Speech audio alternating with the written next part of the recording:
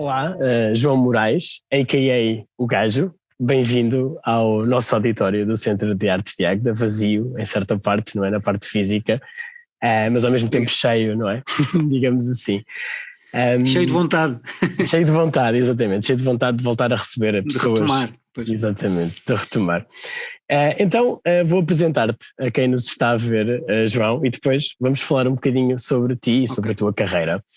Obrigado. Depois de 28 anos no circuito punk rock, João Moraes escolhe em 2016 a viola campaniça para expressar a sua arte. Este instrumento de raiz tradicional portuguesa é assim a figura central de um projeto instrumental com referências arábicas e mediterrânicas numa nova linguagem para uma viola antiga, que na sua melhor tradição renasce pelas mãos do Gajo. 2017 é o ano do primeiro disco, Longe do Chão. E depois de muitos concertos em Portugal, em 2019, arranca o seu processo de internacionalização, atuando em dois dos mais emblemáticos festivais europeus, o Eurosonic, na Holanda, e o Reeperbahn, na Alemanha. Em 2019 lança 4 EPs, Rossio, Santa Apolónia, Cais do Sodré e Alcântara Terra, que em conjunto completam a coleção As 4 Estações do Gajo. A viagem parou abruptamente em 2020, quando os planos eram de movimento. Da paragem forçada nasceu uma colaboração com os músicos Carlos Barreto e José Salgueiro, que originará um disco e um espetáculo para 2021. A navegação solitária continua num espetáculo intimista que não deixa ninguém indiferente. João, ou o Gajo, és músico desde 1988 e integraste várias bandas de punk rock de referência em Portugal. Corrosão Caótica, Carbon Age e Gazua são apenas alguns nomes de bandas das quais fizeste parte. Queres falar-nos um pouco destes anos e qual o lugar que o punk rock ocupava no panorama musical português da época? Bem, tudo começa, portanto, em 88, estava eu no secundário e numa escola artística, na Escola Artística António Rui, aqui em Lisboa, e realmente essa escola fez toda a diferença em tudo o que aconteceu. Portanto, há um antes e depois de António Rui, e musicalmente foi onde eu dei o meu mergulho.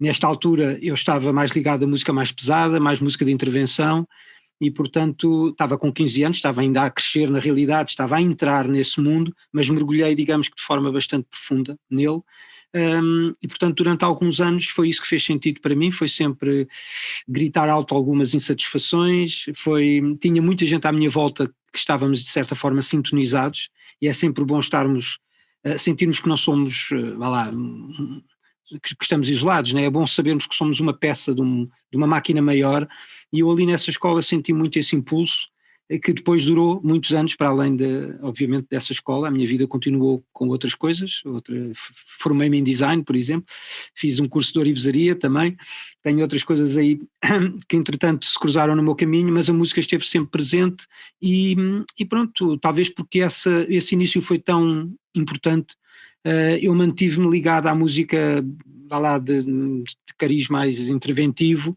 e neste aspecto mais punk rock, mais roqueiro, e assim foi até há pouco tempo atrás, porque fez sentido, não sei, mas também houve uma altura que comecei a perceber que eu já estava com outras referências e não podia estar sempre a dizer as mesmas coisas. Quando dizes muitas vezes a mesma coisa, por muita razão que tenhas, as pessoas deixam de te ouvir, de certa forma.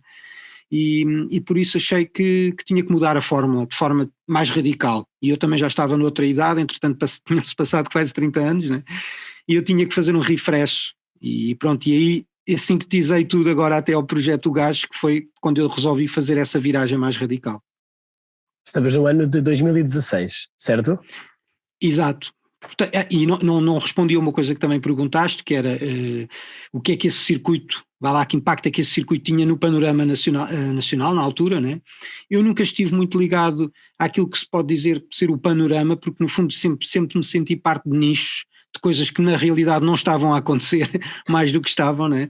Apesar de tudo, era um circuito que na altura onde circulava muita gente, talvez porque as redes sociais ainda não existiam, havia sempre um bocado a vontade de participar e tinha que ser de forma presencial. Hoje em dia já não é tanto assim, e portanto para mim era isso que fazia sentido, era sair de casa e juntar-me àquele grupo grande de pessoas que se juntava, fosse no bar, no concerto, no festival, no que fosse, mas pronto, sempre deste circuito mais de nicho, não é? Mais pesado, mas forte. Eu na altura sentia que era forte porque realmente circulava muita gente, ainda hoje circula na realidade, são outros projetos, as coisas mudam, mas lá está, não tínhamos as redes sociais para ficar fechados em casa, tínhamos que sair à rua para estar com pessoas e nesse momento era isso que fazia sentido para mim, era reivindicar alguma coisa, porque realmente sempre fui um bocado atento ao que se passa à minha volta e achei sempre que devíamos intervir.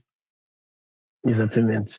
E avançando para esse ponto de viragem de que falaste, em 2016, decides procurar um som mais português, digamos assim. E surge então a viola campaniça, não é? E pergunto-te como é que surge esta vontade de seguir um percurso a solo, acompanhado por um instrumento tradicional do Alentejo e que faz parte da cultura e da identidade musical portuguesa.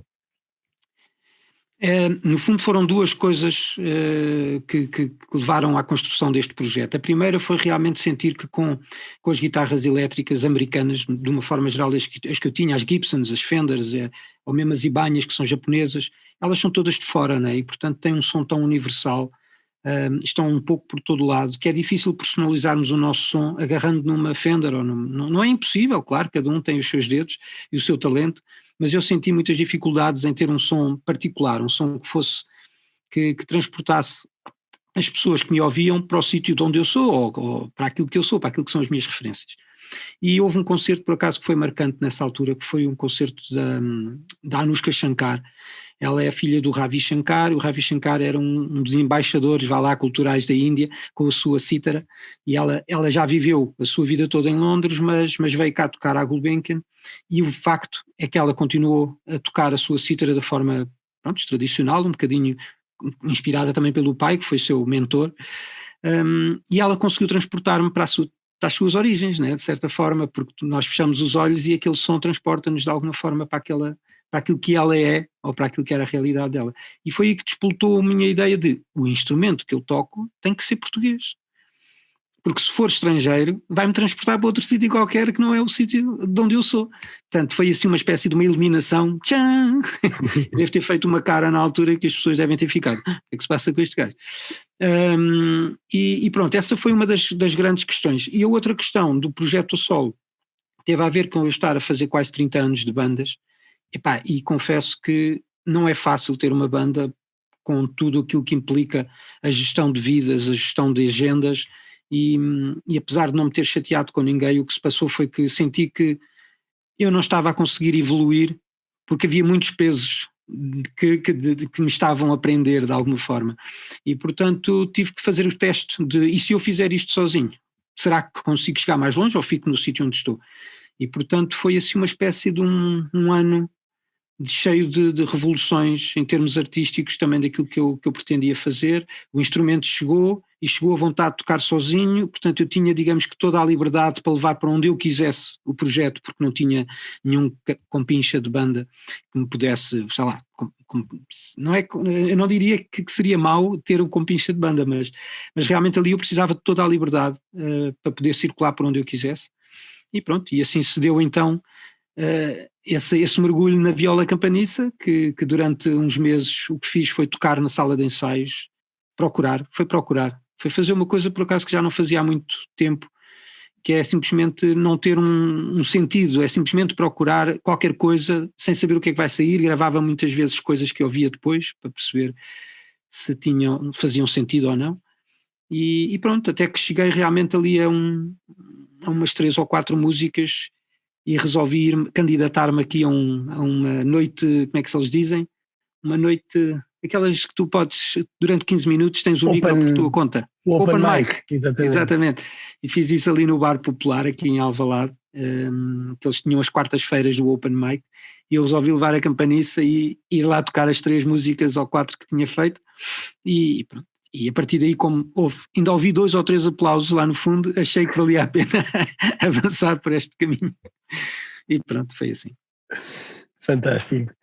E pronto, a tua ideia de pegar na viola campaniça acaba por também trazer aqui, retirar um bocadinho do seu contexto mais tradicional, não é? Há aqui um gesto de reinvenção Qual é que é a importância que atribuis a esses gestos de reinvenção perante a tradição portuguesa e que de alguma forma os descontextualizam e lhes atribuem novos contextos? É assim, aí voltamos à altura da António Rui, porque realmente nessa altura eu percebi muita coisa, talvez essas ideias que eu percebi nessa altura só as amadurecesse mais tarde, mas nunca quis, nem nunca foi minha intenção criar dentro de um quadrado, ou seja, dentro de algo que já está criado. E portanto acho que quando percorremos este caminhada mais experimental, né, artística, acho que a tentativa é sempre pormos o pé fora do quadrado, e, portanto tudo o que tem a ver com música tradicional não era um caminho que eu procurasse, eu não procurava isso, não era a minha motivação. Há muita gente a fazer muita coisa, eu respeito muito esse trabalho, inspiro-me muitas vezes também nesse trabalho, mas o que saísse daquela viola tinha que ser algo que ainda não tinha sido feito exatamente daquela maneira, para fazer sentido nesta altura da minha vida, em que eu procurava singularizar um bocado aquilo que estava a fazer. E portanto, a música tradicional tem realmente o seu espaço, eu vou conhecendo cada vez mais gente dentro desse mundo, e lá está, eu respeito muito as pessoas que com todos os seus projetos vão tentando, vá lá, reinventar um pouco, mas não saindo de uma linguagem que é reconhecível, que também nos transporta, lá está, neste caso para este país, para Portugal, e eu respeito muito isso, mas no meu caso tinha que ser uma coisa mais contemporânea, mais agarrada às referências que eu tenho e que são contemporâneas, são coisas que eu ouço, bandas que andam a tocar agora, e portanto quis fazer algo que ainda não tivesse que, como é que é de explicar, que não tivesse que aprender uma determinada cartilha, pronto, ou seja, eu queria criar a minha própria cartilha, a minha própria linguagem, seja através da afinação da viola, seja através das pequenas alterações que a viola sofreu, tocar com palheta, ou seja, eu não tinha uma regra, e isso é que também foi muito interessante para renovar a minha vontade de tocar, foi recriar tudo isto com uma liberdade imensa, porque se eu for tocar música tradicional, se calhar terei que apesar de tudo, ter algumas regras para cumprir, lá está, nada contra, mas não era a minha motivação. E falando então da tua cartilha e do teu primeiro álbum, há aqui uma relação certamente, Longe do Chão, não é? É um álbum no qual nos transportas para ambientes e personagens de Lisboa. No site da Rastilho Records podemos ler que o álbum é um voo sobre nós próprios, embalados por uma viola campaniça que nos enche como a maré e nos inunda com sentimentos de naufrágio. Foi difícil fazer um álbum mais silencioso, sem o barulho do rock e mais solitário?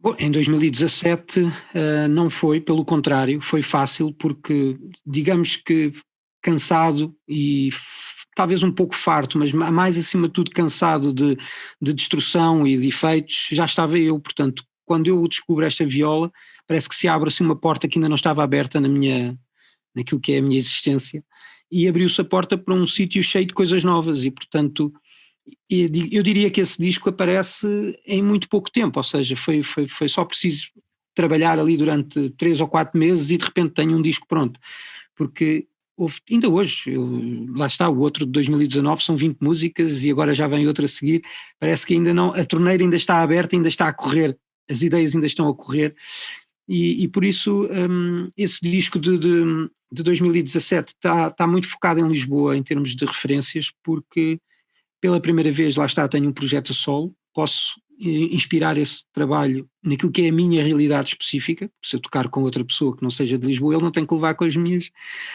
só com a minha existência, né? Também tenho que dar espaço à existência dele.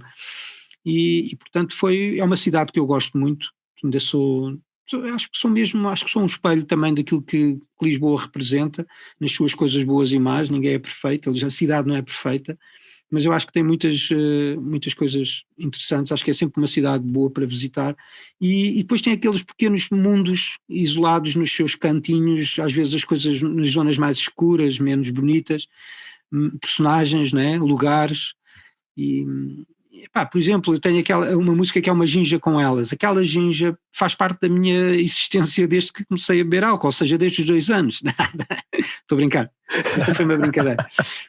Mas desde os 15, ou sei lá, quando A primeira vez que eu me lembro de sair com a malta e não sei o quê, a Ginginha começou a fazer parte da nossa saída, portanto faria sentido numa determinada altura eu ter uma música que trouxesse para o palco e para as pessoas que assistem esse momento da Ginja. E portanto acho que Lisboa está cheia de pontos inspiradores. Para já esse disco foi inspirado em Lisboa, agora já vou tendo outras referências também. E agora avançando um bocadinho no tempo, falo das 4 Estações do Gajo. Um disco em 4 partes, não é? Em 4 EPs, dedicados a 4 estações de comboio de Lisboa: Rossio, Santa Apolónia, Cais do Sodré e Alcântara Terra, que foram lançados também em diferentes estações do ano. Outra particularidade destes 4 EPs é que, se juntarmos as 4 contracapas, completam um puzzle e um poema de José Anjos, que, se não te importares, terei o gosto de citar para também enriquecer. Desconheço a ciência das coisas imprecisas, apenas sei, pela nuvem que tens sobre ti, que Deus voltou a fumar. Queres falar-nos deste projeto, explicar-nos qual foi o processo criativo inerente e como foram as apresentações em cada estação, digamos assim? Assim, na altura em que eu comecei a programar, vá lá, um novo disco, lá está, mais uma vez, não queria repetir a fórmula e editar mais um disco, queria que fosse qualquer coisa que pudesse ser uma novidade, que eu trouxesse, quanto mais não seja, de certa forma, musical, porque tive alguns convidados que não tinha tido no primeiro disco, mas o próprio package, lá está, a minha formação em design depois está sempre misturada com todo este processo de criação musical também, e então pensei, por que não fazer aqui um disco com outro conceito? E tenho as 4 estações do Vivaldi em casa e cruzei-me com esse disco e realmente eu parei ali um bocado à frente. Eu já tinha a ideia de fazer algo sobre uma viagem, gosto das viagens de comboio porque acho que são momentos em que nós conseguimos, se formos de carro vamos a conduzir ou não é tão confortável para estar a fazer outras coisas, o comboio dá-nos uma possibilidade de olhar para fora, de ler, de conversar. Alguns comboios têm até inclusivamente um barzinho, portanto é um tipo de viagem que eu gosto de fazer quando acontece, e portanto quando me cruzo com as 4 estações, fez ali um clique, tipo, eu poderia fazer as 4 estações do Gajo, que era, né, tendo em conta que as 4 estações do Vivaldi são um trabalho muito conhecido, muito relevante da música clássica, isto seria mesmo, as 4 estações do Gajo seria mesmo uma espécie de quebrar aqui todo este formalismo à volta da música clássica, né? que a música clássica é sempre um bocado formal, de certa forma, e pronto, e depois comecei a magicar um bocado como é que isto iria acontecer. As 4 estações do Vivaldi têm a ver com as estações do ano, portanto, ok, vou editar um CDzito em cada uma das estações, e por que não chamar a cada um destes discos uma estação de comboios de Lisboa, que é de onde eu parto para o mundo, tendo em conta que sou de cá, né? Sou de Lisboa. E portanto fui procurar 4 estações que fossem mais emblemáticas aqui na cidade, e assim foi.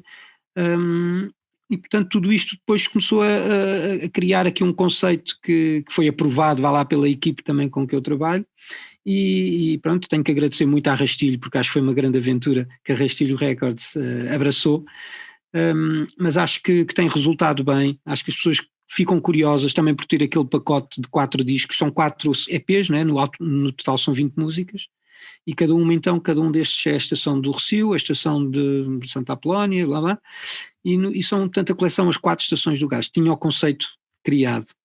Depois foi tentar convencer as infraestruturas de Portugal para nos deixar tocar nas estações em cada um dos dias de lançamento, e conseguimos que eles abraçassem também essa aventura, mas por acaso depois surgiram mais uns concertos e não fiz todos os concertos nas estações. Portanto, fui a Santa Apolónia, fui ao Rossio, mas depois tinha um festival marcado no entroncamento no Museu Ferroviário, que é espetacular, que tem peças antiquíssimas, né? Carruagens e locomotivas muito antigas. Aquilo é muito interessante de conhecer, e portanto um dos lançamentos acabou por ser lá, e fechei depois este ciclo no Ferroviário, que é ali no edifício de Santa Apolónia, e que tem um espaço muito bonito, e portanto chama-se o Ferroviário, e tudo isto teve a ver com esse conceito das estações, mas tive que saltar ali 1 ou 2 concertos nas estações de comboios, porque a logística não era nada fácil para conseguir fazer as coisas atempadamente e ter a certeza que tudo estaria bem na hora certa, né? E pronto, mas foi uma grande aventura. e acho que toda a gente que se meteu neste barco, quando chegou ao fim foi tipo, já acabou, 4 discos no ano, 4 lançamentos, requer não parar basicamente, não é? São sempre 3 meses para cada disco à vontade, portanto foi não parar durante um ano. Agora, avançando também nesta tua relação com a poética de José Anjos, voltarei a fazer uma nova citação. O caminho é como o poema, revela-se e autodestrói-se nesse preciso momento, torna-se desnecessário e repetível. Portanto, é um excerto de um poema do já referido José Anjos, que dá a voz à música O Caminho é o poema do EP Rocio. Tendo em conta que grande parte das tuas músicas são instrumentais, como é que surge esta parceria? Que mensagem é que está inerente e como é que vês também esta relação com a palavra? Bom, o Zé aparece um bocado por acaso através das redes sociais, isto foi depois do lançamento do Longe do Chão, ele ouviu e desafiou-me para fazermos um trabalho conjunto aqui num espaço em Lisboa, que eu aceitei, porque realmente eu não estava tão perto da poesia como isso, nem estava tão perto, não digo da palavra, porque realmente eu ouço muitas bandas que têm a palavra como uma coisa relevante, e portanto por esse lado sim, mas a poesia não, era não diria uma novidade para mim, mas não estava assim muito a par do que se passava. E pronto, e basicamente foi um momento daqueles que muda a nossa vida a partir desse momento também, e conhecer o Zé foi isso. Passei a ter um outro respeito também pela língua portuguesa porque estar com uma pessoa que realmente tem essa agilidade, essa vontade e também esse respeito pelo português é algo que realmente eu não estava habituado a isso e portanto acho que às vezes tratamos muito mal a nossa língua e devíamos ler muito mais, porque há muita coisa nos livros que lá está, que pode fazer a diferença. Olha, numa altura como esta, numa pandemia, em que às vezes precisamos das palavras certas para continuar e para termos a motivação necessária. E pronto, o Zé nessa altura foi uma pessoa que entrou na minha vida e no fundo nunca mais saiu. Ele continua aqui, temos coisas marcadas, estamos sempre em contacto. E conhecer os textos deles é realmente um exercício que eu recomendo a todos. Não é um exercício físico, mas é um exercício mental que eu recomendo. O Zé, nessa altura, quando falou comigo, preparámos esse concerto e fizemos um momento em que é tipo, vamos agora só fazer qualquer coisa aqui meio improvisado, para termos qualquer coisa nova para mostrar no concerto e que não era só ele a declamar por cima das minhas músicas. E saiu essa quase toda assim de seguida à primeira, e pronto, ficou logo arrumadinha num canto para sair então no disco que iria acontecer em 2019. E portanto é isso, eu recomendo muito o trabalho dele e ele tem várias edições agora recentes que quem puder, olha, José Anjos, procurem. Fica a referência. O novo trabalho do gajo, com data de lançamento a 15 de março, chama-se Subterrâneos. O que é que podemos esperar deste novo disco? Sabendo que há uma narrativa e um conceito associado ao título e às próprias músicas, não é? Sim, este disco é um filho desta pandemia completamente, porque longe de mim estaria em março de 2020 a preparar-me para um novo disco, tendo em conta que tinha em dezembro de 2019 acabado de fechar as 4 estações, o tal ano que não parou. Quer dizer, os anos não param, não é? Mas naquele caso não houve realmente tempo para respirar muito. E portanto, quando são cancelados todos os concertos, quando de repente se percebe que vai parar tudo mesmo e que não é só uma notícia trágica que os telejornais estão a aproveitar para ter audiências, quando se percebe que realmente estamos perante qualquer coisa que vai mudar a nossa vida nesses próximos tempos, a primeira coisa que eu pensei foi medicar-me, e medicar-me quer dizer pegar na viola, e a partir daí eu sei que estou bem, onde quer que vá eu sei que estou bem. E portanto comecei a guardar ideias, comecei a compor coisas e a pensar, enquanto estiver parado eu vou estar a trabalhar, portanto não há qualquer hipótese de ficar a pensar no que é que está a passar. E pronto, entretanto candidatei-me a um apoio do Fundo Cultural que houve logo ali em abril e pronto, como consegui uma verba que já me dava para subsistir ali durante 3 ou 4 meses, era uma verba específica para a criação. Era um apoio que foi lançado especificamente para a criação de trabalhos artísticos. E pronto, esse foi o golpe, tipo, ok, fixe. Acho que vale a pena acreditar que isto é possível fazer agora nesta altura, porque eu também fiquei sem rendimento, né?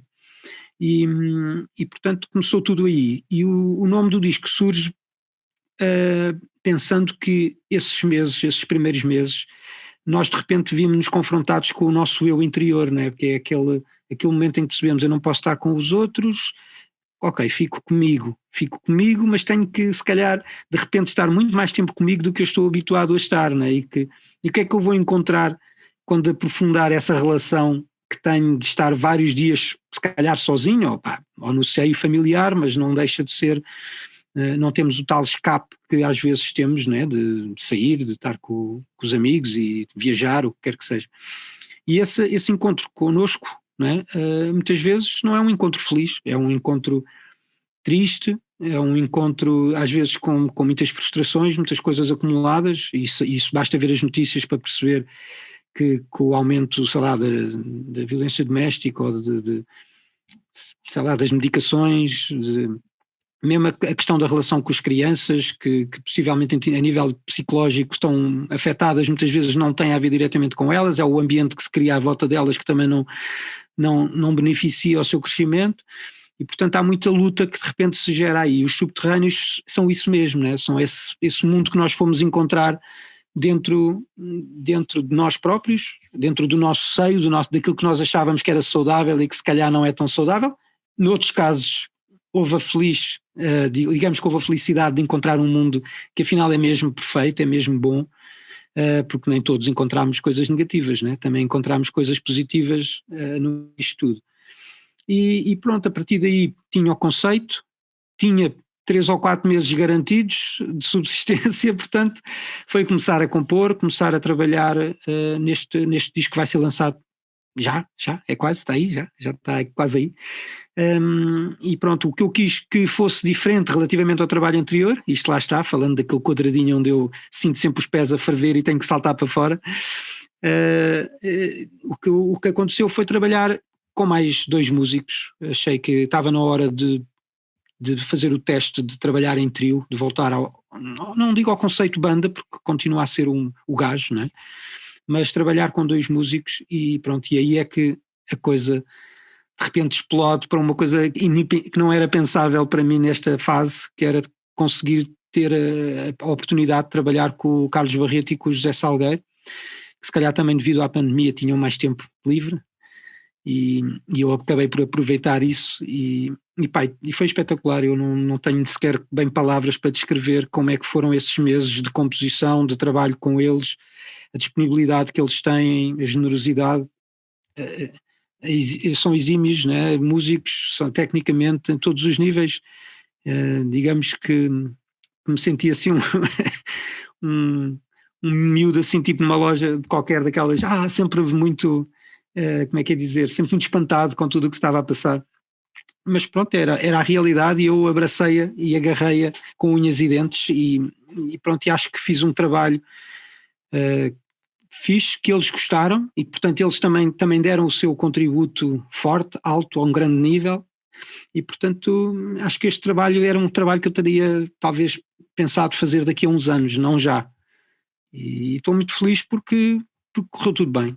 Arranjámos também um técnico que o produtor não diria, mas um técnico que soube ir buscar os melhores sons para tudo, que é o Cajó, o Carlos Valles, e pronto, tínhamos o estúdio certo, tínhamos as pessoas certas, correu tudo assim, bem, houve sempre bom ambiente e eu estou muito feliz. Esta pandemia acabou por, teve todas estas consequências que nós conhecemos, mas acho que consegui aquilo que no início tinha planeado, que era tentar fazer desta coisa negativa algo positivo, tirar daqui no fundo, no final desta caminhada, perceber que tinha conseguido transformar isso numa coisa boa. E diz-nos, no teu próximo concerto aqui no Centro de Artes de Águeda, também será o primeiro concerto aqui no Centro de Artes de Águeda, que para já a data se encontra um bocadinho indefinida devido a este contexto pandémico, já poderemos presenciar esse álbum? O que é que nos espera esse concerto? É assim, o concerto, por não ser em trio, eu tenho uma espécie de versão, há ali 2 ou 3 músicas que eu consigo traduzir para o meu formato solo, né? E acho que são momentos fortes porque acho que os temas estão particularmente envolventes e eu também depois em termos cénicos tento que isso seja mais notado, porque, por exemplo, há um tema que eu gosto às vezes de tocar e de sair do espaço onde eu estou para ir, não digo para o meio das pessoas, atenção, isso era bom se fosse noutra altura, mas ir para uma zona onde se consiga criar uma intimidade maior com o público que estiver presente, e acho que são sempre momentos que, pelo menos até aqui, porque eu já os toquei ao vivo, não tive muitas oportunidades, mas as vezes que aconteceu, correu muito bem, portanto alguma coisa irá acontecer dos subterrâneos nesse concerto, mas claro, ter o Barreto e o Salgueiro em palco será sempre, se calhar numa outra altura, será sempre também um impacto forte, mas o projeto continua, acho eu, a ter a sua força, a sua, como é que se diz, a ter a sua razão de ser nestes momentos a solo, porque a viola é que é a grande mestre de cerimónias, o seu som, a sua envolvência, e ela está lá, não é? Em pleno, e portanto acho que é sempre impactante. João, falando em viola, convidava-te a pegar nessa mesma viola e a poderes complementar esta agradável conversa. Ok, vamos ver então se isto soa alguma coisa.